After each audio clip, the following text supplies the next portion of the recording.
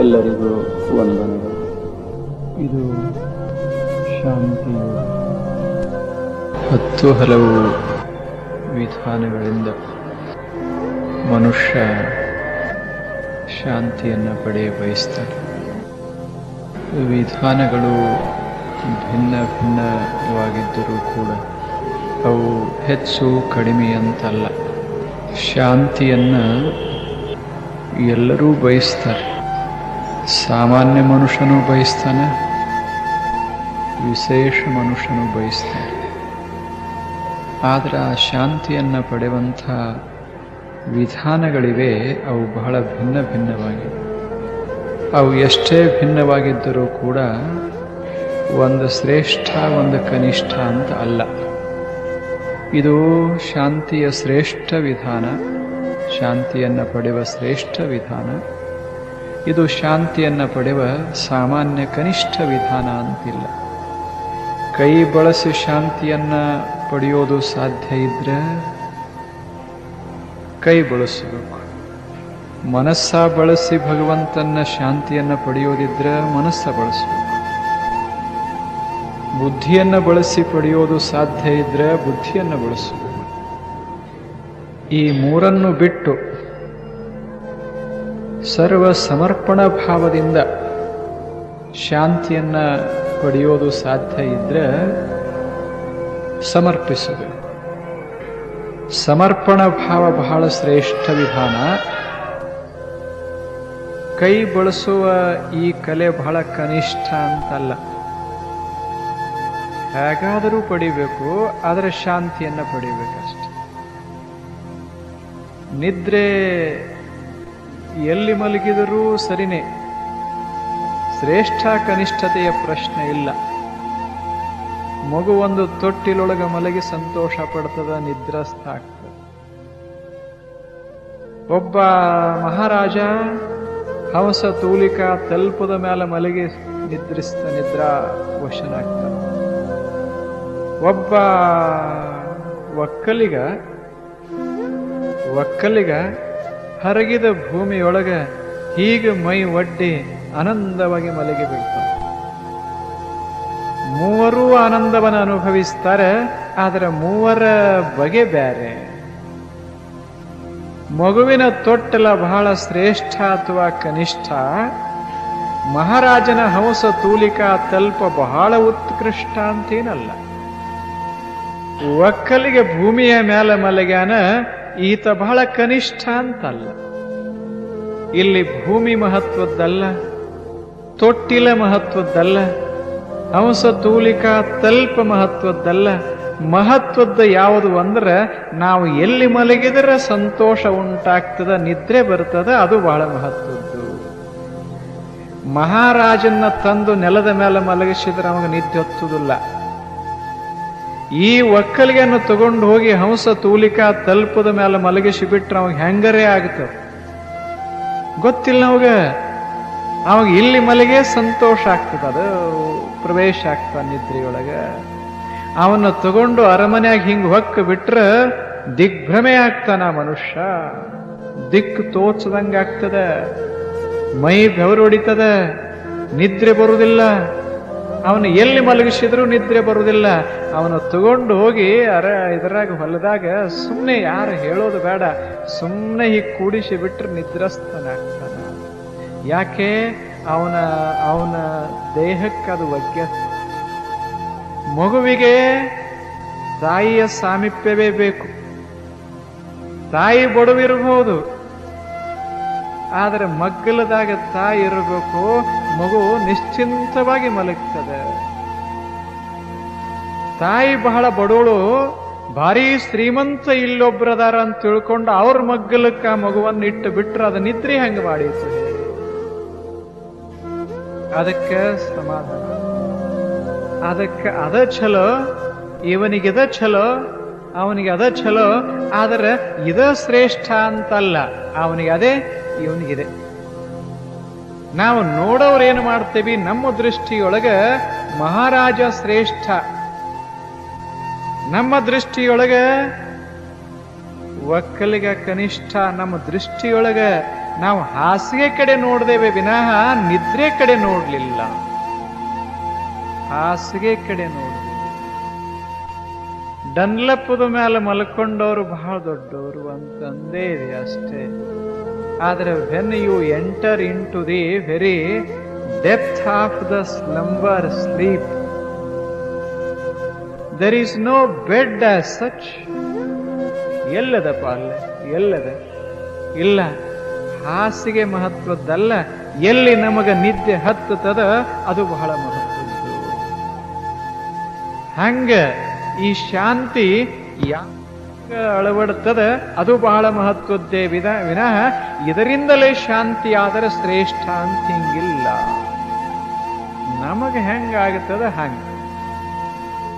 ಎಲ್ಲರಿಗೂ ಒಂದೇ ರೀತಿ ಶಾಂತಿ ಸಿಗುವುದಿಲ್ಲ. ಎಲ್ಲರಿಗೂ ಒಂದೇ ರೀತಿ ಶಾಂತಿ ಸಿಗುವುದಿಲ್ಲ. ಕೆಲವರು ಸುಮ್ಮನೆ ಏಕತಾರಿ ಹಿಂಗ ಬಾರಿಸಿ ಸಮಾಧಾನ ಪಟ್ಟವರದಾರ ಜಗತ್ತಿನಾಗ. ಇನ್ನು ಕೆಲವರು ಘೋರ ತಪಸ್ಸ ಮಾಡಿ ಸಮಾಧಾನ ಪಟ್ಟವರದಾರ. ಮತ್ತೆ ಕೆಲವರು ಕಾಯಕ ಯೋಗಿಗಳಾಗಿ ಸಮಾಧಾನ ಪಟ್ಟವರದಾರ. ಇನ್ನು ಕೆಲವರು ಏನೂ ಮಾಡಿಲ್ಲ ಹಾಯಾಗಿ ಜಗತ್ತಿನೊಳಗ ಹಕ್ಕಿಗಳಂಗ ಬಾಳಿ ಬದುಕಿ ಸಮಾಧಾನ ಪಟ್ಟವರು ಈ ಜಗತ್ತಿನೊಳಗದಾರ. ಉದಾಹರಣೆಗೆ ಅಷ್ಟಾವಕ್ತರಂಥವ್ರದಾರ. ಆದರೆ ಅದು ಕನಿಷ್ಠ, ಇದು ಶ್ರೇಷ್ಠ ಅಂತ ಇಲ್ಲ. ನಮಗೆ ಯಾವುದು ಒಗ್ಗತದ ನಾವು ನೋಡಬಹುದು. ನಮಗೆ ಒಗ್ಗತಾವ ಕೆಲವು, ಈಗ ನಮಗೆ ಒಗ್ಗುದಿಲ್ಲ. ಕನ್ನಡದಾಗ ಒಂದು ಧರ್ಮ ಗ್ರಂಥ ಇದ್ರೆ ನಮಗೆ ಒಗ್ಗುತ್ತದೆ. ಫ್ರೆಂಚ್ ಮನುಷ್ಯ ಯಾಕೆ ಒಗ್ಗುತ್ತದ? ಮರಾಠಿ ಮನುಷ್ಯ ಯಾಕೆ ಒಗ್ಗುತ್ತದ? ಅವನಿಗೆ ಗೊತ್ತೇ ಇಲ್ಲ ಅಂದ ಬಳಕ ಒಗ್ಗೋ ಪ್ರಶ್ನೆ ಎಲ್ಲಿ ಬರ್ತದೆ? ಅವನಿಗೆ ಅವನ ಭಾಷಾದಾಗ ಒಗ್ಗುತ್ತದೆ, ಇವನಿಗೆ ಇವನ ಭಾಷಾದಾಗ ಒಗ್ಗುತ್ತದೆ, ಮತ್ತೊಬ್ಬಗೆ ಅವನ ಭಾಷಾದಾಗ ಒಗ್ಗುತ್ತದೆ. ಅಷ್ಟೇ ಅಲ್ಲ, ಶೈಲಿನೂ ಸಹಿತ ಭಿನ್ನವಾಗಿರಬೇಕು. ಬಹಳ ಭಿನ್ನವಾಗಿರಬೇಕು. ಒಬ್ಬ ಮಹಾವಿಜ್ಞಾನಿ ನಮ್ಮ ಗ್ರಂಥ ಓದಿದರೆ ಅವನಿಗೆ ಸಮಾಧಾನ ಆಗುವುದಿಲ್ಲ.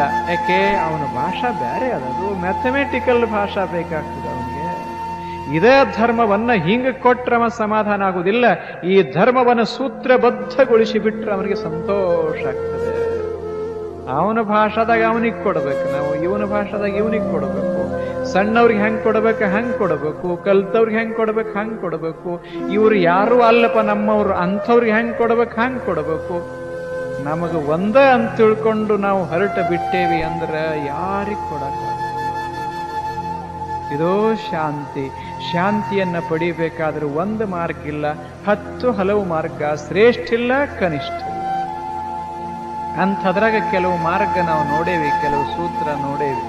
ಇಂದೊಂದು ಭಾವ ಸೂತ್ರ ನೋಡ್ತೇವೆ. ಇದೊಂದು ಬಹಳ ಸುಂದರವಾದದ್ದು, ಅತ್ಯಂತ ಪ್ರಾಯೋಗಿಕವಾದದ್ದು. ಹೆಂಗಾದ್ರೆ ಮನಸ್ಸು ಸಮಾಧಾನ ಆಗ್ತದ, ಶಾಂತವಾಗ್ತದೆ. ಇದು ಸಮಸ್ಯೆ. ಯಾವಾಗ ಹೆಂಗಾದ್ರೆ ಸಮಾಧಾನ ಆಗ್ತದೆ ಅನ್ನೋದನ್ನ ತಿಳ್ಕೊಳ್ಳೋಕ್ಕಿಂತ ಮೊದಲ ಯಾಕೆ ಸಮಾಧಾನ ಆಗೋದಿಲ್ಲ ಮನುಷ್ಯ ಅದನ್ನು ತಿಳ್ಕೊಳ್ಳೋದು ಬಹಳ. ನನಗೆ ಯಾಕೆ ಸಮಾಧಾನ ಇಲ್ಲಪ್ಪ, ನನಗೆ ಯಾಕೆ ಶಾಂತಿ ಇಲ್ಲ? ಈ ಜಗತ್ತಿನಾಗ ಏನು ಕೊರತೆ ಅದ ಏನು ಹೇಳಿ? ಈ ಜಗತ್ತಿನಾಗ ಬೇಕಾದಷ್ಟು ಛಲೋ ಅದ. ಇಲ್ಲೇ ಬಹಳ ಸುಂದರ ವಸ್ತುಗಳಿದಾವ. ಬೆಳಿಗ್ಗೆ ಹಿಂಗ ಊರು ಬಿಟ್ಟು ಹೊರಗೆ ಹೋಗಿ ನೋಡ್ರಿ. ಈಗ ಸೂರ್ಯ ಉದಿಸಿ ಬರುವಾಗ ಏನು ಸೌಂದರ್ಯ, ಅರುಣೋದಯ, ಉಷಾಕಾಲ, ಏನು ಅದ್ಭುತ ಉಷಾ. ಜಗತ್ತೆಲ್ಲ ಸೌಂದರ್ಯದಿಂದ ತುಂಬಿ ಸೂಸಾಕ್ ಹತ್ತಿರ್ತದ. ನಾವು ಮಲಗಿರ್ತೇವೆ, ಆ ಪ್ರಶ್ನೆ ಬೇರೆ. ನೋಡಿದ್ರೆ ಅಂತ ಆನಂದ ಇಲ್ಲೇನಿಲ್ಲೇ. ಆ ಸುಪ್ರಭಾತ, ಆ ಅರುಣೋದಯ ಅದು ನಮ್ಮ ಅರುಣೋದಯ ಅಲ್ಲ, ಅದು ನಿಮ್ಮ ಅರುಣೋದಯ ಅಲ್ಲ, ಜಗತ್ತಿಗೆ ಅರುಣೋದಯ. ಅದು ಎಂಥ ಸೌಂದರ್ಯ, ಎಂಥ ಸೌಂದರ್ಯ. ಎಲ್ಲಿ ಸೌಂದರ್ಯದಲ್ಲಿ ಮನಸ್ಸ ನಿಮಗ್ನ ಆಯಿತು ಅಂದ್ರೆ ಸಮಾಧಾನ ಆಗದೆ ಹೆಂಗಿರ್ತದ? ಅಸಮಾಧಾನ ಹೆಂಗಾಗ್ತದೆ? ಅರುಣೋದಯ ನೋಡಿ ಅಸಮಾಧಾನ ಪಡೋರು ಹೆಂಗ್ ಸಾಧ್ಯ? ಏನು ಇಲ್ಲಂತಲ್ಲ, ಜಗತ್ತಿನಾಗ ಬೇಕಾದಷ್ಟು ತುಂಬ್ಯದ, ಹಿಂಗ ಚೆಲ್ಲದ. ಹೇಗ ಈ ಚಳಿಗಾಲದೊಳಗ ಬೆಳಿಗ್ಗೆ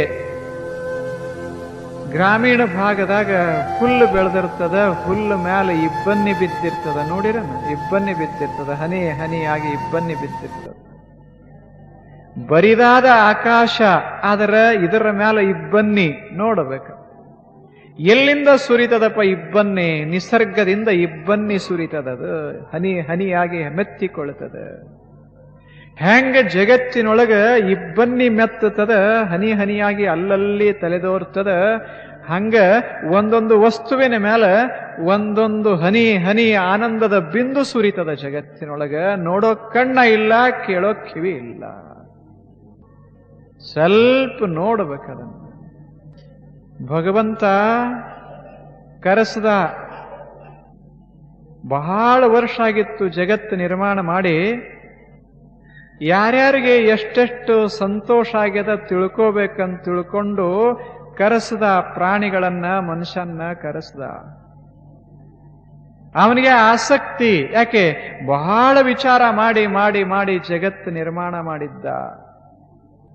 ಏನ್ ಅವಶ್ಯದ ಜೀವನಿಗೆ ಸಂತೋಷ ಪಡ್ಲಿಕ್ಕೆ, ಏನ್ ಅವಶ್ಯದ ಎಲ್ಲವನ ಇಲ್ಲಿ ಕರುಣಿಸಿದ್ದ. ಆದ್ದರಿಂದ ಈ ಪ್ರಾಣಿಗಳನ್ನೊಮ್ಮೆ ಕೇಳಿ ಇದ್ರಾಗ ಮತ್ತೇನಾದರೂ ಕೊರತೆ ಆದ್ರೆ ತೀಡಬೇಕಂತ ತಿಳ್ಕೊಂಡು ವಿಚಾರ ಮಾಡ್ದ. ಪ್ರಾಣಿಗಳೆಲ್ಲ ಬಂದು, ಪ್ರಾತಿನಿಧಿಕ ಪ್ರಾಣಿಗಳು ಬಂದು, ಒಂದು ಕೋಗಿಲ ಅಂತ ಬಂತು, ಒಂದು ಮೀನು ಬಂತು, ಆಕಳು ಬಂತು. ಆ ಬಳಿಕ ಮನುಷ್ಯ ಬಂದ್ರು. ಪರಮಾತ್ಮ ಕೇಳ್ದ. ಮೊದಲ ಮೀನಿಗೆ ಕೇಳ್ದ, ಹೆಂಗದ ಜಗತ್ತ, ನನ್ನ ಜಗತ್ ಹೆಂಗದ ಅಂದ. ಮೀನ ಹೇಳ್ತು, ಭಗವಂತನೇ ನಿನ್ನ ಜಗತ್ತಂದ ಬಳಕ ಹೆಂಗಿರಬೇಕು ಹೇಳು ಅಂದ ಮೀನ. ಇಲ್ಲಿ ಏನಿಲ್ಲ, ಜಗತ್ತು ಬಹಳ ಅದ್ಭುತ, ಬಹಳ ಅದ್ಭುತ. ಎಲ್ಲಾ ಕಡೆ ತಂಪು ತಂಪು ಅಂತೂ. ಯಾವುದು? ಮೀನ. ಎಲ್ಲಾ ಕಡೆ ತಂಪು, ಎಲ್ಲಾ ಕಡೆ ತಂಪು. ಸುಂದರವಾದಂಥ ವಿಶಾಲವಾದ ಸಾಗರ. ಸಾಗರದಾಗ ಏನು ಕೊರತಿಲ್ಲ, ಅಷ್ಟು ಸಂತೋಷ ಹಾಯಾಗಿ ನಾನು ಬಾಳ್ತಾ ಇದ್ದೇನೆ. ಕೋಟಿ ಕೋಟಿ ವರ್ಷದಿಂದ ತೃಪ್ತಿ ಪಡಿತಾ ಇದ್ದೇನೆ. ನಿನ್ನ ಮರೆಸುವಷ್ಟು ಸುಂದರ ನಿನ್ನ ಸೃಷ್ಟಿ ಅಂತೂ. ಯಾವುದು? ಮೀನ. ಭಗವಂತನ್ನೇ ಮರೆಸುವಷ್ಟು ಸೃಷ್ಟಿ ಸುಂದರಂತೂ. ಅದಕ್ಕೆ ಸೌಂದರ್ಯ ಕಂಡಿತ್ತು ಜಗತ್ತಿನೊಳಗ. ಯಾಕೆ? ಆ ಸಾಗರದ ಕಡೆ ಲಕ್ಷ್ಯ ಕೊಟ್ಟಿತ್ತು. ಅದ್ಭುತ ಸಾಗರದ ತಂಪು ನೀರ. ಆ ಬಳಿಕ ಸಂತೋಷ ಆತು ಭಗವಂತಗ. ಮಾಡಿದ್ದು ಸಾರ್ಥಕ ಅನಿಸ್ತು. ಈ ಸೃಷ್ಟಿ ನಿರ್ಮಾಣ ಮಾಡಿದ್ದು ಸಾರ್ಥಕ ಅನಿಸ್ತು. ಈ ಮೀನ ನಿರ್ಮಾಣ ಮಾಡಿದ್ದು ಸಾರ್ಥಕ ಅನಿಸ್ತು. ಆ ಬಳಿಕ ಇದನ್ನ ಕರೆದ, ಹಕ್ಕಿ ಕರೆದ, ಕೋಗಿಲ ಹಕ್ಕಿ ಕರೆದ. ನಿನ್ನ ಕಳಿಸಿ ಬಹಳ ವರ್ಷ ಆತು, ಹೆಂಗದ ನನ್ನ ಸೃಷ್ಟಿ ಅಂತ ಕೇಳ್ದ. ಆ ಕೋಗಿಲ ಹೇಳ್ತು, ಭಗವಂತನೇ ಸೃಷ್ಟಿ ಏನು ವರ್ಣಿಸೋದು ಹೇಳು. ನನಗೆ ವರ್ಣಿಸಲಿಕ್ಕ ಆಗದ್ದಕ್ಕಾಗಿ ನಾನು ಹಾಡ್ತಾನೆ ಇರ್ತೇನೆ ಜಗತ್ತಿನೊಳಗೆ. ವರ್ಣಿಸಲಿಕ್ಕಾಗಲಿಲ್ಲ, ಹಾಡವಡಿತಿಲ್ಲ. ಭಗವಂತನೇ ಎಂಥ ವಸಂತ ಅಂತೂ. ಅದು ವಸಂತದ ಕಡೆ ಲಕ್ಷ್ಯ ಕೊಟ್ಟಿತ್ತು. ಎಂಥ ವಸಂತಪ ಇದು. ಏನ ಹಚ್ಚ ಹಸಿರಾದಂಥ ವೃಕ್ಷಗಳು, ಏನು ಹೂಗಳು, ಏನ ಹಣ್ಣುಗಳು ನೋಡಬೇಕು. ಭಗವಂತನೇ ಭಗವಂತನೇ ನೀ ಭೂಮಂಡಲಕ್ಕೆ ಬಂದ್ರೆ ನಿನ್ನ ಸ್ವರ್ಗ ಬೇಡಾದೀತು, ಅಷ್ಟು ಸುಂದರ ಈ ಜಗತ್ತ ಅಂತ ಕೋಗಿಲ ಹೇಳ್ತು. ಆ ಬಳಿಕ ಭಗವಂತ ಅವನಿಗೆ ಗೊತ್ತಾತು, ಬಹಳ ಅದ್ಭುತದ ಇದು ಜಗತ್ತ, ನಾ ಮಾಡಿದ್ದು ಸರಿಯದ ಅಂತ ಅನಿಸ್ತು. ಇವನ್ನ ಕರೆದ ದೇವರು. ಯಾರನ್ನ? ಮನುಷ್ಯನ್ನ ಕರೆದ. ಮನುಷ್ಯನ್ನ ಕರೆದ. ಇವ ಕರೆಯೋದಿಷ್ಟೇ, ಎಲ್ಲ ಬರ್ಕೊಂಡೋಗಿದ್ದ. ಏನಿವು ಅರ್ಜಿ, ಡಿಮಾಂಡ್ಸ್. ಜಗತ್ತಿನಾಗ ಏನೇನು ಕೊರತೆ ಅದ ಅಂತ ತಿಳ್ಕೊಂಡು ಲಿಖಿಸಿಕೊಂಡು ಹೋಗಿದ್ದ. ಎಲ್ಲೆಲ್ಲಿ ಕೊರತೆ ಅದ ಅದನ್ನ ರೇಖಿಸಿದ್ದ. ತಗೊಂಡು ಅದನ್ನು ಹೊತ್ತು ಹೊತ್ತು ಹೊತ್ತು ಬೆನ್ನ ಮೇಲೆ ಹೊತ್ತು ವಾದ, ಭಗವಂತನತ್ತ ವಾದ. ಭಾರೀ ವಜ್ಜೆ ಇತ್ತು, ಅಷ್ಟೆಲ್ಲ ಹೊತ್ತಿದ್ದ. ಏನು ಹೊತ್ತಿದ್ದ? ಏನು ದೋಷಗಳದಾವ ಜಗತ್ತಿನಾಗ ಇದನ್ನೆಲ್ಲ ಬರೆದು ಸುರುಳೆ ಸುತ್ತಿ ಹೆಗಲಿಗೆ ಹಾಕೊಂಡು ಬಂದಿದ್ದ ಜಗತ್ತಿಗೆ. ಬೆವರ ಬರಕತ್ತಿತ್ತು, ಭಗವಂತನ ರಾಜ್ಯಕ್ಕೆ ಬಂದಿದ್ದ. ಬೆವರ ಬರಕತ್ತಿತ್ತು, ಹೊತ್ತು ಬಂದಿದ್ದ. ಮೀನಾ ತೇಲಿ ಬಂದಿತ್ತು, ಕೋಗಿಲ ಹಾರಿ ಹಾಡ್ತಾ ಬಂದಿತ್ತು. ಈ ಮನುಷ್ಯ ತೇಗ್ತಾ ಬಂದ. ಸ್ವರ್ಗದೊಳಗೆ ಭಗವಂತನ ಹತ್ತಿರ ಬಂದ. ಭಗವಂತಗ ಈ ಮನುಷ್ಯನ ಮೇಲೆ ಬಹಳ ಪ್ರೇಮ, ಮನುಷ್ಯನ ಮೇಲೆ ಬಹಳ ಪ್ರೇಮ. ಅದಕ್ಕೆ ಇವನಿಗೆ ಬುದ್ಧಿ ಕೊಟ್ಟ, ಬಹಳ ಬುದ್ಧಿ ಕೊಟ್ಟ, ಅತಿ ಬುದ್ಧಿ ಕೊಟ್ಟ. ಅಷ್ಟೇ ಅಲ್ಲ, ಮನುಷ್ಯ ಬಯಸಿದಾಗ ದರ್ಶನ ಕೊಡಬೇಕಂತ ಮೊದಲ ವಿಚಾರನೂ ಮಾಡಿದ. ಇಷ್ಟಿ ಮನುಷ್ಯನ ಮೇಲೆ ಪ್ರೇಮ, ಬಹಳ ಪ್ರೇಮ, ಬಹಳ ಪ್ರೇಮ ಮನುಷ್ಯನ ಮೇಲೆ. ಈ ಪಕ್ಷಿಗಳೇ, ಈ ಮೀನುಗಳೇ ಇಷ್ಟು ನನ್ನ ಜಗತ್ತನ್ನ ಹೊಗಳುತ್ತಾ ಬಂದಾಗ ಈ ಮನುಷ್ಯ ಎಷ್ಟು ಹೊಗಳುತ್ತಿರಬೇಡ, ಎಷ್ಟು ಕೃತಜ್ಞನಾಗಿರಬೇಡ ನನಗಂತ ತಿಳ್ಕೊಂಡು ಕರೆದ. ಇವ ಬಾಗಿ ಹೊತ್ತು ಹೊರೆ ಹೊತ್ತು ಹಿಂಗ ಬಾಗಿ ನಿಂತ. ಭಗವಂತ ಕೇಳ್ದ, ವಾಟ್ ಈಸ್ ದಿಸ್ ಅಂದ. ಗಾಬರಿಯಾದವ. ಯಾಕೆ? ಇದನ್ನವ ಕೊಟ್ಟು ಕಳಿಸಿರ್ಲಿಲ್ಲ, ಖುಲ್ಲ ಕೈ ಕೊಟ್ಟು ಕಳಿಸಿದ್ದ. ಸ್ವಚ್ಛಂದಾಗಿ ಜಗತ್ತು ನಿರ್ಮಾಣ ಮಾಡಿ ಕಳಿಸಿದ್ದ. ಪ್ರಾಣಿಗಳು ಹೊತ್ತು ಬರಲಿಲ್ಲ, ಮೀನ ಹೊತ್ತು ಬರಲಿಲ್ಲ, ಪಾಪಿ ಮನುಷ್ಯ ಹೊತ್ತು ಬಂದಿದ್ದ. ವಾಟ್ ಈಸ್ ದಿಸ್ ಅಂದ. ಏನಿದು ಅಂದ. ಅವಾಗ ಮನುಷ್ಯ ಹೇಳ್ದ, ಭಗವಂತನೇ, ಇದು ಇದು ಏನು? ನಿನ್ನ ದೋಷಗಳು. ಜಗತ್ತಿನೊಳಗೆ ಎಲ್ಲೆಲ್ಲಿ ನೀ ನಿರ್ಮಾಣ ಮಾಡುವಲ್ಲಿ ದೋಷದ ಅದನ್ನೆಲ್ಲ ಬರ್ಕೊಂಡು ಬಂದೇನೆ. ಈಗ ಇವೆಲ್ಲ ನನ್ನ ಡಿಮಾಂಡ್ಸ್, ಇವೆಲ್ಲ ನಮ್ಮ ಬೇಡಿಕೆಗಳು. ಇವುಗಳನ್ನ ಎಂದ ಪೂರೈಸ್ತೀಯಲ್ಲ ಅಂದ ನನಗೆ ಸಮಾಧಾನ ಸಿಗೋದು ಅಂದ. ಭಗವಂತ ಗಾಬರಿ ಆದ. ಯಾಕೆ? ಒಂದಲ್ಲ ಎರಡಲ್ಲ ಹೊತ್ತು ಬಂದನವ. ಇಳುದ. ದೇವ್ರು ಹೇಳ್ದ, ಇಳುಬೇಡ ಅಂದ. ಇಳುಬೇಡ. ಯಾಕೆ? ನನಗ್ ಗೊತ್ತಾತು ನಿನ್ನಲ್ಲಿ ಬರೇ ಡಿಮಾಂಡ್ಸ್ ಅದಾವಂತ ಗೊತ್ತಾತು. ಕೇವಲ ಮನುಷ್ಯ ಹೇಳ್ದ, ಭಗವಂತನೇ, ಒಂದು ಶಬ್ದದಾಗ ಹೇಳಿಬಿಡ್ತೀನಿ ಕೇಳು. ನೀನು ಭೂಮಂಡಲ ನಿರ್ಮಾಣ ಮಾಡಲಿಲ್ಲ, ನೀನು ನನಗಾಗಿ ನರಕ ನಿರ್ಮಾಣ ಮಾಡಿಬಿಟ್ಟಿ ಜಗತ್ತಿನೊಳಗೆ. ಗೊತ್ತಾತಂತ ನಮಗೆ. ಮೀನಿಗೆ ಇದು ಸ್ವರ್ಗ, ಪಕ್ಷಿಗೆ ಇದು ಸ್ವರ್ಗ, ಮನುಷ್ಯನಿಗೆ ಇದು ನರಕ. ನರಕ. ಅವಾಗ ಭಗವಂತಂದ, ಅಲ್ಲೋ, ನಾನು ಎಷ್ಟು ಸುಂದರ ಸ್ವರ್ಗದಂಗ ನಿರ್ಮಾಣ ಮಾಡಿದ್ದೆ, ಯಾವುದಕ್ಕೇನು ಕೊರತೆ ಆಗದಂಗ ಜಗತ್ತನ್ನೇ ನಿರ್ಮಾಣ ಮಾಡಿ ಬಿಟ್ಟು ಬಂದೆ. ನಿನ್ನ ಕೊಟ್ಟ ಕೊನೆಗೆ ಕಳಿಸದೆ. ಆದರೆ ನೀನು ಹೀಗ್ಯಾಕಾದೆ? ನಿನ್ನ ಕಣ್ಣಿನಲ್ಲಿ ಕಳಿ ಇಲ್ಲ, ನಿನ್ನ ಮುಖದ ಮೇಲೆ ಪ್ರಸನ್ನತೆ ಇಲ್ಲ, ನಿನ್ನ ತಲೆಯೊಳಗೆ ಸಮಾಧಾನ ಇಲ್ಲ. ಯಾಕೆ ಅಂತ ಕೇಳ್ದ.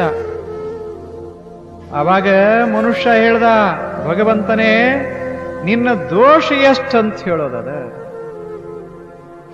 ಹಕ್ಕಿಗೆ ಹಾರುವಂಗ ಮಾಡಿ ನನಗೆ ಹಾರದಂಗ ಮಾಡ್ದಿ ನೀನು.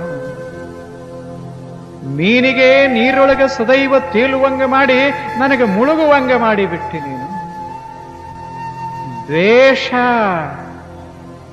ಪಕ್ಷಿ ನೋಡಿ ದ್ವೇಷ ಪಟ್ಟಿದ್ದ ಮನುಷ್ಯ, ಮೀನ ನೋಡಿ ದ್ವೇಷ ಪಟ್ಟಿದ್ದ ಮನುಷ್ಯ. ಈ ದ್ವೇಷ ಹೃದಯವನ್ನು ಹೊಕ್ಕ ಬಳಕ ಸಮಾಧಾನ ಹೆಂಗ ಸಿಕ್ಕೀತು ಮನುಷ್ಯಾಗ. ಆವಾಗ ಭಗವಂತಂದ, ಮನುಷ್ಯನೇ, ನಿನಗಿನ್ನ ಶಾಶ್ವತವಾಗಿ ಅಸಮಾಧಾನ ಈ ಭೂಮಂಡಲದೊಳಗೆ. ಯಾಕೆ? ನಿನ್ನ ಹೃದಯವನ್ನ Satan has entered into your heart. The Satan in the form of hatredness has entered into your heart. ದ್ವೇಷ ಸೈತಾನನ ರೂಪದೊಳಗೆ ನಿನ್ನ ಹೃದಯ ಹೊಕ್ಕ ಬಿಟ್ಟದ. ಇದು ದ್ವೇಷ ಭಾವ.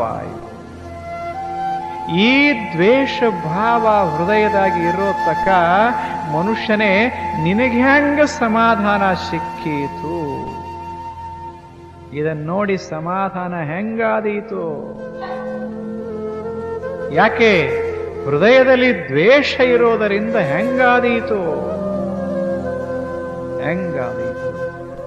ಸೌಂದರ್ಯದ ಮಾಧುರ್ಯದ ಆದರ there is no sweetness of a heart to enjoy the beauty of a flower. ಎಲ್ಲದಪ್ಪ ಸಂತೋಷಿಸೋದು? ಎಲ್ಲದ ಸಂತೋಷಿಸುವಂಥ ರಸಿಕತೆ ಮನಸ್ಸನ್ನ ಪ್ರವೇಶಿಸದೇ ಇದ್ರೆ ಜಗತ್ತ ನೀರಸವಾಗ್ತದ, ಜಗತ್ತ ದ್ವೇಷ ರೂಪ ತಾಳ್ತದ, ಜಗತ್ತ ಅಶಾಂತ ರೂಪ ತಾಳ್ತದ. ಯಾಕೆ? ಯಾವ ಹಕ್ಕಿ ಭವ್ಯ ಮಂದಿರ ಕಟ್ಟಲಿಲ್ಲ?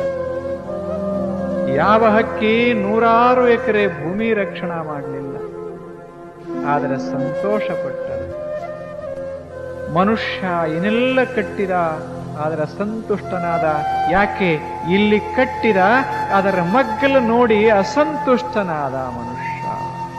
ತಮ್ಮ ಕಲ್ಪನೆಗೆ ಬಂದಿರಬೇಕು. ಇಲ್ಲೊಂದು ಬಿಲ್ಡಿಂಗ್ ಕಟ್ಟದ, ಮಗ್ಗಲು ಇದಕ್ಕಿಂತ ಒಂದು ಗೇಣು ಎತ್ತರ ಕಟ್ಟದರೆ ಇನ್ನೊಬ್ಬರು ಈ ಮನೆಯ ಸಂತೋಷ ಹೋತಿ ಮನುಷ್ಯನಿಗೆ. ನಮ್ಮ ಹುಡುಗ ಫಸ್ಟ್ ಕ್ಲಾಸ್ ಬಂದಾನ, 70 ಮಾರ್ಕಸ್ ತಗೊಂಡಾನ, ಇನ್ನೇನು ಹಂಚಬೇಕನ್ನೋದ್ರಾಗ ನೆರೆಮನೆ ಹುಡುಗ ಬಂದ. ಇವ ಕೇಳ್ದ, ನಿನಗೆಷ್ಟು ಬಿದ್ದಾವ ಅಂತ ಕೇಳ್ದ. ತಂದಿ, ಬುದ್ಧಿವಂತ ತಂದಿ, ಮಗನಿಗೆ 70 ಮಾರ್ಕ್ಸ ಗುಣ, ಇನ್ನ ಹಂಚಾಮ ಇದ್ದ, ಬೇಡೆ ತಂದಿದ್ದ, ಮಗ 70 ಮಾರ್ಕಸ್ ತಗೊಂಡಾನಂತ ಹಂಚಾಮಿದ್ದ. ಅಷ್ಟ್ರಾಗ ನೆರೆಮನೆ ಹುಡುಗ ಬಂದ. ತಂದಿ ಕೇಳ್ದ, ನಿನಗೆ ಎಷ್ಟು ಬಿದ್ದಾವ ಅಂತ. ಅವ ಹೇಳ್ದ, ನನಗೆ 71 ಬಿದ್ದಾವ. ಕೈಯೊಳಗೆ ಪೇಡೆ, ಪೇಡೆದಾಗ ಸಕ್ರಿ, ಸಕ್ರಿಯೊಳಗ ರುಚಿ. ಆದರ ಕೈ ಹಿಡಿದ ಮಾಲೀಕನಿಗೆ ನೀರಸ, ಕೈ ಸಿಹಿ ಹಂಗೆ ಅದ, ಸಕ್ಕರೆ ಹಂಗೆ ಅದ, ಪೇಡೆ ಹಂಗೆ ಅದ. ಆದ್ರೆ ಬಾವು ಬದಲಾಗ್ಯದ. ಬಾವುದಾಗ poison entered into the heart. ದ್ವೇಷದ ವಿಷ ಒಳಗೆ ಹೊತ್ತು ಆ ಕ್ಷಣಕ್ಕೆ ಪೇಡೆ ಕಹಿಯಾತು, ಕಹಿಯ. ಯಾವ ಹುಡುಗನ್ ನೋಡಿ ಸಂತೋಷ ಆಗುತ್ತಿತ್ತೋ ಆ ಹುಡುಗನ್ ನೋಡಿ ದ್ವೇಷ. ಯಾರು ಮಾಡಿಕೊಂಡ್ರು? ಯಾರು ಮಾಡಿಕೊಂಡ್ರು? ಯಾರು ಮಾಡಿದರು? ಏನು ಮಾಡಿದ? ಹೋಲಿಸಿದ. ಇನ್ನೊಂದರು ಕೂಡ ಹೋಲಿಸಿದ. ಅದನ್ನ ಪ್ರೀತಿಸಿದ್ರೆ ಇದನ್ನೂ ಪ್ರೀತಿಸ್ತಿದ್ದ. ಅದನ್ನ ದ್ವೇಷಿಸಿದ. ದ್ವೇಷದ ಪರಿಣಾಮ ಇದರ ಮೇಲೆ ಆಯಿತು. ಮಂದಿ ಮನೆಗೆ ಬೆಂಕಿ ಹಾಕಿದ, ತನ್ನ ಮನೆಗೆ ಹೊಗೆ ಬಂತು.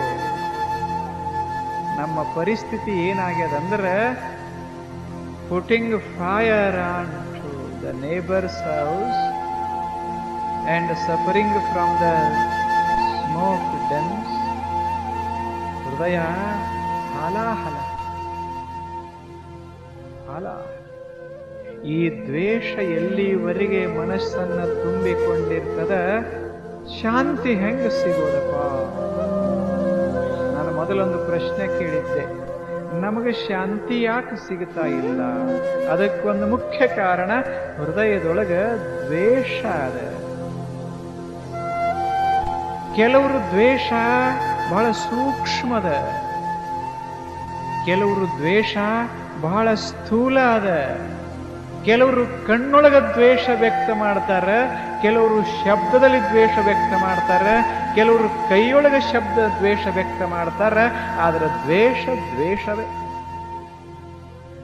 ಇತಿಹಾಸದ ಪುಟ ಪುಟ ನೋಡಿದರೆ ನೋಡಬೇಕು, ವರ್ಣದ್ವೇಷ, ಭಾಷಾದ್ವೇಷ, ಧರ್ಮದ್ವೇಷ, ಸಂಪ್ರದಾಯ ದ್ವೇಷ, ಮತದ್ವೇಷ, ದೇವದ್ವೇಷ.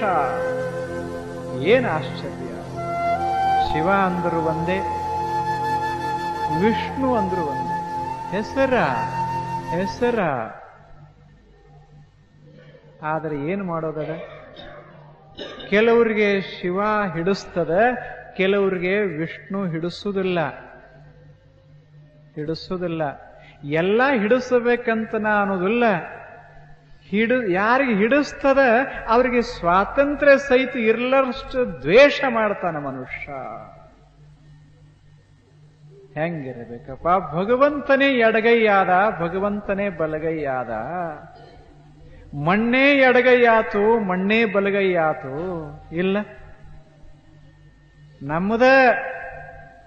ನಂದ ಎಡಗೈ, ನಂದ ಬಲಗೈ, ಮತ್ಯಾರ್ದರೆ ಅದನ? ಇಲ್ಲ. ಆದರೆ ಎಡಗೈಯ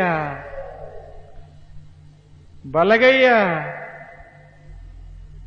ಎಡಗೈಲಿ ನಾ ಹಿಂಗ ಕೊಟ್ಟು ಬಿಟ್ರೆ ಅಶುಭ ಅಂತ ತಿಳ್ಕೊಂಡ ಮನುಷ್ಯ. ನಮ್ಮಲ್ಲಿ ಬರುವುದಿಲ್ಲ. ಯಾರೇ ತಂದಿರ್ತಾರದ್ದು ಇದು ಒಂದೇನ್ರ ಪ್ರಸಾದ ಅಂತ ತಂದಿರ್ತಾರೆ. ನಾವು ಅಕಸ್ಮಾತ್ ಅವ್ರ ತಂದ ಹಣ್ಣು ಹಂಪಲಗಳನ್ನ ಎಡಗೈಲಿ ನಾವು ಕೊಟ್ಟು ಬಿಟ್ಟೇವಿ. ಹಣ್ಣದ ಕೊಡವನು ಅವನೇ, ಕೊಡೋ ಭಾವನೂ ಅದ. ಆದ್ರೆ ಏನು ಮಾಡೋದ? ನೋಡೋರಿಗೆ ಎಡಗೈ ಕೆಟ್ಟಿದು ಅಂತ ಕಾಣಕ್ ನಾನೇ ಏನು ಮಾಡೋದ? ಹೆಂಗ ಆಶ್ಚರ್ಯ, ಎಷ್ಟು ಆಶ್ಚರ್ಯ! ವಿಚಾರ ಮಾಡಂಗದ ಇದು. ಇಲ್ಲೇ ಇಷ್ಟು ಕೀಳ ಮೇಲ ಚಲೋ ಕೆಟ್ಟ ಅಂತ ಎಡಗೈ ದ್ವೇಷ ಮಾಡ್ತೇವಿ ಅಂದಾಗ, ಎಡಗೈ ದ್ವೇಷ ಮಾಡೋರು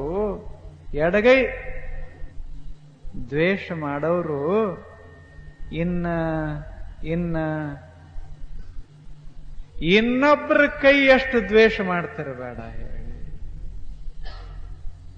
ಏನ್ ನೋಡಬೇಕು? ಸ್ವಲ್ಪ ಇದು ಮಾನಸಿಕ ಶಾಸ್ತ್ರ. ಇದು ಮನುಷ್ಯ ಯಾಕೆ ಶಾಂತ ಆಗತಾನ ಅನ್ನೋದನ್ನ ಸಂಶೋಧನಾ ಮಾಡಿ ಮಾಡಿ ಮಾಡಿ ಮಾಡಿ ಕಂಡು ಹಿಡಿದ ಮಾತಿದು ದ್ವೇಷ. ಇದು ಎಂಥ ಅಪ್ರತಿಮ ದ್ವೇಷ! ಸೇರ್ಲಿಲ್ಲ ಮನುಷ್ಯಾಗ, ಸೇರ್ಲಿಲ್ಲ. ಏನು ತಿಳ್ಕೋಬೇಡ್ರಿ. ಒಂದು ಸಣ್ಣ ಉದಾಹರಣೆ ಹೇಳ್ತೀನಿ. ಏಕಲವ್ಯ ಬಹಳ ಬುದ್ಧಿವಂತ.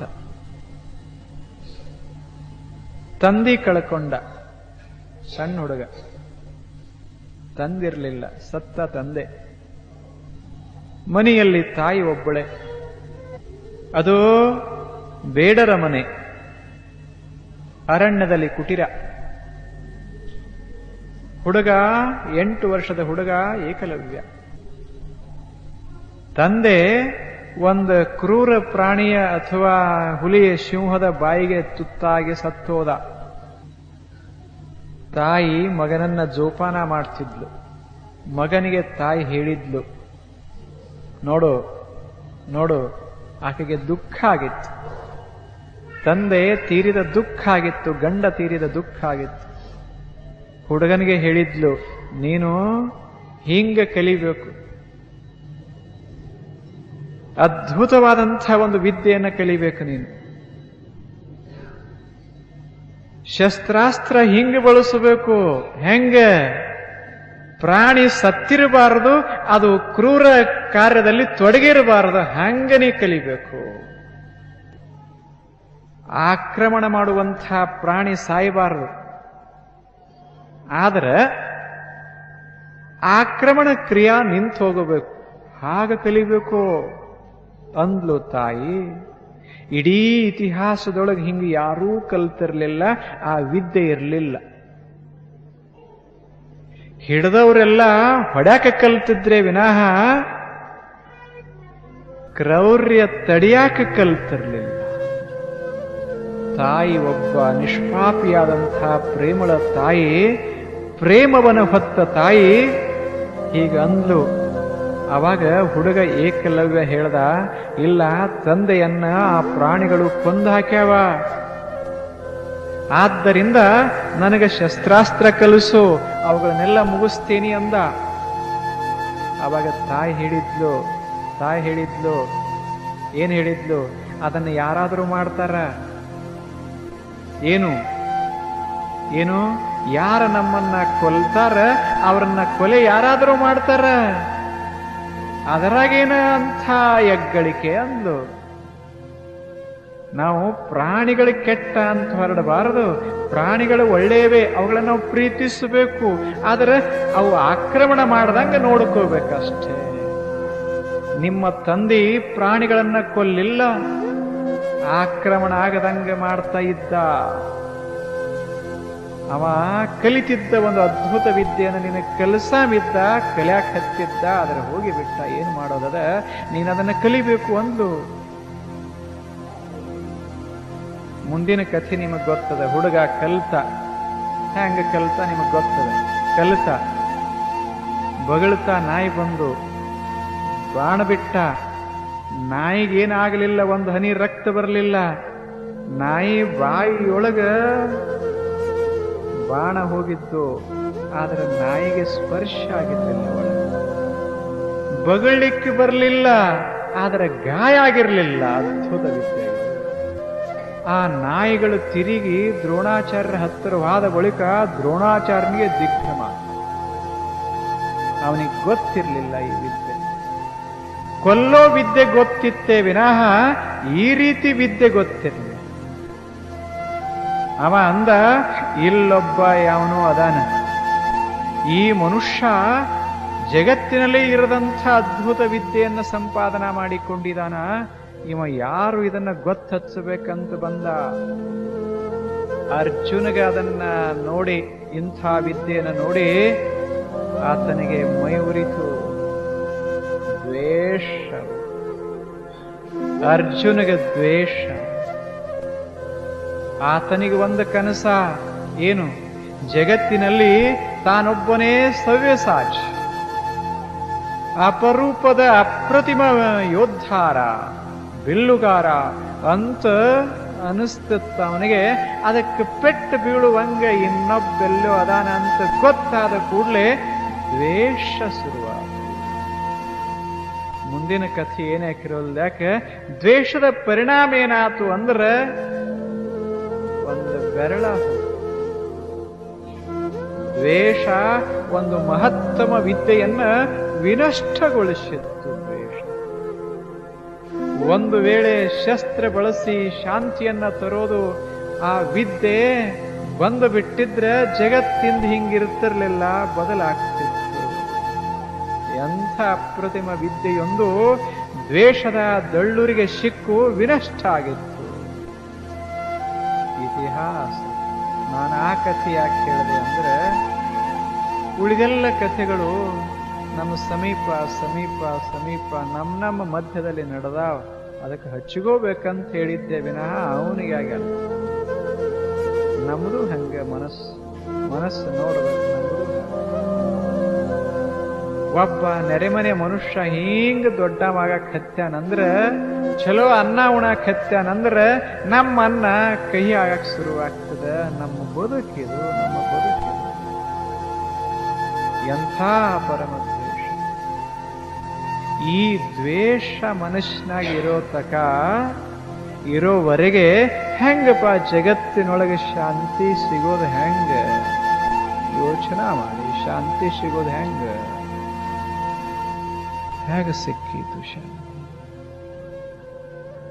ಇನ್ನ ಜಗತ್ತಿನಿಂದ ನಮಗೆ ಬ್ಯಾಡಾದ್ದನ್ನೆಲ್ಲ ತೆಗೆದು ಹಾಕ್ಲಿಕ್ಕಾಗ್ತದೇನು? ನಮಗೆ ಯಾವ್ಯಾವುದು ಹಿಡಿಸುವುದಿಲ್ಲ ಅದನ್ನು ತೆಗೆದೇ ಹಾಕ್ಲಿಕ್ಕಾಗತ್ತದೇನು? ಜಗತ್ತಿನಾಗ ಆಗತ್ತದೇನು? ಆಗುವುದು. ಕಲ್ಯಾಣ ಪಟ್ಟಣದೊಳಗೆ ಬಿಜ್ಜಳ ಭೂಪಾಲನ ದರ್ಬಾರದೊಳಗೆ ಅಲ್ಲೇ ಬಸವಣ್ಣ, ಆತನ ಸಮೀಪದ ಕುರ್ಚಿ ಮ್ಯಾಲ ಯಾರು? ಮಂಚಣ್ಣ. ಇಲ್ಲೇ ಬಸವ ವಿಚಾರ ಮಾಡುವಂಗದ. ಅಲ್ಲೇ ಬಸವಣ್ಣ, ಅವನ ಸಮೀಪದ ಕುರ್ಚಿಯೊಳಗ ಮಂಚಣ್ಣ. ವಿಚಾರ. ಒಂದು ವೇಳೆ ಬಸವಣ್ಣ ಕೂಡಲ ಸಂಗಮನಿಗೆ ಪ್ರಾರ್ಥಿಸಿಕೊಂಡಿದ್ರೆ, ಇವ ಚಲೋ ಆಗಲಿ ಅಂತ ಪ್ರಾರ್ಥಿಸಿಕೊಂಡಿದ್ರೆ ಆಗಿ ಬಿಡ್ತದ್ದ. ಆದ್ರೆ ಬಸವಣ್ಣಗೆ ಅದು ಬೇಕಾಗಿರ್ಲಿಲ್ಲ. ಭಗವಂತನ ಇಚ್ಛೆ ಅಂದ ಬಳಕ his will is my will ಇರಬೇಕು. ಮಗ್ಗಲ ಕೂಡಲ ಸಂಗನ ಇಚ್ಛೆ ಇರಬೇಕು, ಇವ ನನ್ನ ಮಗ್ಲಿರಬೇಕು ಅಂತ. ಆ ಇಚ್ಛೆಯೇ ನನ್ನಿಚ್ಛೆ ಅಂತ ಹೊರಟ ಬಸವಣ್ಣ. ಬಸವಣ್ಣ ಎಲ್ಲೆಲ್ಲಿ ದೊಡ್ಡವ ಅನ್ನೋದನ್ನ ನೋಡ್ಬೇಕು. ನಾವು ಎಲ್ಲೋ ದೊಡ್ಡವನ್ನ ಮಾಡಿದ್ದೇವೆ, ಆದ್ರೆ ಅವ ಇರೋದು ಬ್ಯಾರೆ ದೊಡ್ಡವದನ, ಬಹಳ ಅದ್ಭುತದನ ಅಂತ.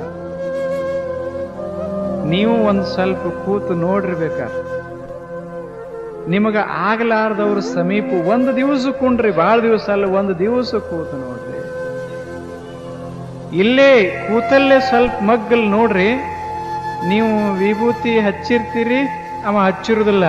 ಹೆಂಗನಸ್ತದ ಹೆಂಗನಸ್ತದ ಹೆಂಗನಸ್ತದ ಕೂತು ನೋಡ್ಬೇಕು ಅದನ್ನು ಸ್ವಲ್ಪ. ಈಗ ಅಲ್ಲ ನಾ ಹೇಳೋದು, ಬೇರೆ ಬೇರೆ ಕ್ಷೇತ್ರದಾಗ ಕೂತು ಹಿಂಗ್ ನೋಡಾಕ್ ಹತ್ತಿದ್ರೆ ಗೊತ್ತಾಗತ್, ತಡ್ಕೊಳಿಕ್ಕಾಗುದಿಲ್ಲ ಮನುಷ್ಯ. ಅಲ್ಲೇ ಕೊಂಡಿಯ ಮನ್ಸಣ್ಣ, ಅಲ್ಲಿಯೇ ಬಸವಣ್ಣ. ದ್ವಿತೀಯ ಶಂಭು ಅಂತ ವರ್ಣ ಮಾಡಿದರು ಬಸವಣ್ಣನ. ಪಂಚಪುರುಷ ಅಂತ ಬಸವಣ್ಣನ ಕೊಂಡಾಡಿದರು. ನೋಡಿದರೆ ಪುರುಷ, ಮುಟ್ಟಿದರೆ ಪುರುಷ ಅಲ್ಲ, ಬರೀ ಸಂಕಲ್ಪ ಮಾಡಿದರೆ ಪುರುಷ. ಎಂಥದದ ಭಾವ ಪುರುಷ, ನೋಟ ಪುರುಷ, ಸ್ಪರ್ಶ ಪುರುಷ, ಏನದು ಅದು ಸಂಕಲ್ಪ ಪುರುಷ. ಪುರುಷ ಇಂಥ ಅದ್ಭುತ ಪುರುಷ. ಆದರೆ ಅದನ್ನಿಲ್ಲಿ ಬಳಸಲಿಲ್ಲ. ಬಳಸಿದರೆ ಇವನು ಪುರುಷ ಹಾಕಿದ್ದ, ಇನ್ನೊಬ್ಬ ಬಸವಣ್ಣ ಹಾಕಿದ್ದ. ಬಸವಣ್ಣ ಬಯಸಲಿಲ್ಲ. ಅವ ಅಂದ ನಿಂದಕ ನೀರೇ ರಾಖಿಯೇ. ಇರ್ಲಿ ಕೂಡಲ ಸಂಗಮ ದೇವ, ಇವ ಇರಬೇಕು ನನ್ನ ಮಗ್ಗಲ, ಈತ ಇರಬೇಕು. ಇವನ ಹತ್ತರ ಕೂತಾಗ ಸಮಾಧಾನ ಇದ್ರೆ ಸಮಾಧಾನ ಬಸವಣ್ಣ. ಈಗ ನೀವೆಲ್ಲರೂ ಲಿಂಗವಂತರು ಅಂತ ಇಟ್ಕೋರಿ, ನಾನೊಬ್ಬ ಭವಿ ಅಂತ ತಿಳ್ಕೊಡ್ರಿ. ನನ್ನ ಮಾತ ಹಿಡಿಸ್ತವೆ. ಒಂದು ತಾಸು ಸುಮ್ಮನೆ, ಯಾವುದರೆ ಒಂದು ವರ್ಷ, ಒಂದು ತಾಸು ಒಂದು ಮಾತು, ನನ್ನ ಭವಿಯ ಮಾತು ಕೇಳಲಾಗದು ಅಂತ ತಾಪ್ ಮಾಡ್ಕೋತೀವಿ. ಬಸವಣ್ಣ ಮಗ್ಲ ಕೂಡಿಸಿಕೊಂಡು ಸಂತೋಷ ಪಡಬೇಕಾಗಿತ್ತು ಅಂದ್ರೆ ಎಂಥ ಅದ್ಭುತ ಸಾಧನೆ ಇರಬೇಡ. ಅದಕ್ಕೆ ಬಸವಣ್ಣನ ತಲೆಯೊಳಗ ಶಾಂತಿ ಇತ್ತು. ನಮ್ಮ ತಲೆಯಾಗಿಲ್ಲ. Krista, forgive their sin. They know not what they are doing. O Lord, forgive them ಅಂದಿದ್ದ. ಆದರೆ ಕ್ರಿಶ್ಚಿಯನ್ರಿಗೆ ಎಲ್ಲಿ ಸಮಾಧಾನದ? ಯಾರ ಮೊಳೆ ಬಡ್ಯಾಕ ಹತ್ತಿದ್ರೋ ಕಟ್ಟಿಗೆ ಇವನು ಇಟ್ಟು ಮಳಿ ಯಾರು ಬಡ್ಯಾಕ ಹತ್ತಿದ್ರೋ ಅಂಥವ್ರನ್ನ ಕಂಡು ನಿಲ್ಸಿದರು. ರಕ್ತ ತೊಟ್ಟಿಕ್ತಿತ್ತು, ಬವಳಿ ಬರ್ತಿತ್ತು ಕಣ್ಣಿಗೆ, ಮೈಯೆಲ್ಲ ತಪ್ಪಾಗಿತ್ತು. ಆವಾಗ ಕ್ರಿಸ್ತ ಹೇಳದಂತ, ಪರಮಾತ್ಮನೇ ಇವರು ಏನು ಮಾಡ್ತಾರೆ ಇವ್ರಿಗೆ ಗೊತ್ತಿಲ್ಲ, ಇವರು ತಪ್ಪು ಕ್ಷಮಿಸಿಬಿಡುವಂತ. ಇದು ಆ ಕ್ರಿಸ್ತ. 200 ಕೋಟಿ ಕ್ರಿಶ್ಚಿಯನ್ರು ಹಿಂಗಂದು ಬಿಟ್ಟಿದ್ರೆ ಜಗತ್ತು ಸ್ವರ್ಗ ಆಗ್ತಿತ್ತು. ಆಗ್ತದೇನು? ಇಲ್ಲ. ನಾನು ನಿಮಗೆ ಯಾರಿಗೆ ಹೇಳುವುದಿಲ್ಲ, ಅದೇ ಮಾತ ಇಲ್ಲ. ಅವರು 200 ಕೋಟಿ, ನಾವೊಂದು ಕೋಟಿ. ಆ ಭಾವ, ಬಸವಣ್ಣನ ಭಾವ ಅದ್ಭುತ ಭಾವ. ದ್ವೇಷದ ಮಧ್ಯದಲ್ಲಿ ಪರಮ ಶಾಂತಿಯ ಅನುಭೂತಿಯ ಭಾವ. ದ್ವೇಷ ಒಳಗೆ ಏಳದಂಗ ಹೃದಯ ಇಟ್ಟುಕೋಬೇಕಾದ್ರೆ ಎಂಥ ಅಪ್ರತಿಮ ಸಾಧನೆ ಮಾಡಿರಬೇಡ. ಏನ್ ನಮ್ಮ ಹೃದಯ. ಬಸವಣ್ಣ ನಮ್ಮನ್ನೆಲ್ಲ ನೋಡಿ ಬಿಟ್ರೆ ಬೇಡಪ್ಪ, ಇನ್ನ ಈ ಲೋಕಕ್ಕೆ ಬರೋದು ಬೇಡ. ಅದಕ್ಕೆ ಅವ ಹೋಗಾಗ ಅಂದ, ಎಂದೋ ಸಂಸಾರ ದಂದುಗ ಇವ್ರನ್ನೆಲ್ಲ ಕಟ್ಕೊಂಡೇನಲ್ಲ, ದಂದುಗ ಹಿಂಗುವುದು ಇನ್ನೆಂದೋ. ಬಸವಣ್ಣ ಯಾವಾಗ ಸಂತೋಷ ಆಗತಾನಂದ್ರೆ, ಯಾರು ನಮ್ಮ ಸುತ್ತಮುತ್ತಲಿದ್ದರೂ ಸಹಿತ ನಮ್ಮ ಮನಸ್ಸ ಅವ್ರ ಬಗ್ಗೆ ತಿರಸ್ಕಾರ ಮಾಡ್ದಂಗೆ ಯಾವಾಗ ಆಗುತ್ತದಲ್ಲ, ಆ ಕ್ಷಣಕ್ಕೆ ಅದು ಬಸವಣ್ಣಗೆ ಸಮಾಧಾನ ಆಗ್ತದೆ. ಹೂವಿನೊಳಗಣ ಕಂಪ ಹೊರಸೂಸಿ ಸುಳಿವ ಅನಿಲದಂತೆ. ನೋಡ್ಬೇಕು, ಅಮೃತದ ರುಚಿ ತೆಗೆದುಕೊಳ್ಳುವ ನಾಲಿಗೆಯ ತುದಿಯಲ್ಲಿರುವಂಥ ಚೇತನದಂತೆ. ಏನು ಉದಾಹರಣೆ. ದಾಸಿ ಮಾರ್ಯ ವಚನಂದ.